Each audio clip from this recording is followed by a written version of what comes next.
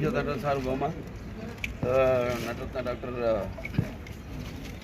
నందమూరి తారక రామారావు అలాగే పార్టీ వ్యవస్థాపకులు ఆయన ఈ 28వ జయంతి సందర్భంగా వర్ధంతి సందర్భంగా అందరిక్కడికి ఆయన ఘాట్కి నివాళులు అర్పించడానికి ఇక్కడికి రావడం జరిగింది. ఈ భూమి మీద అందరూ పుడతారు గెలుతారు కానీ అందరూ మహానుభావులు కాలేదు. ఒక మనిషి మహోన్నత విద్యాపథంలోకి నడవాలంటే అత్యున్నత శిఖరాలకు నడవాలంటే సత్సంకల్పం కావాలి. కాబట్టి దీక్ష పొనాలి, నీ దారిలో నువ్వు నడవాలి. నేహాభిఘ్రణ శక్తి ప్రత్యభాయిత విద్యతే స్వల్పమపస్య ధర్మస్య త్రాయితే మనతో భయాత్ అంటాం.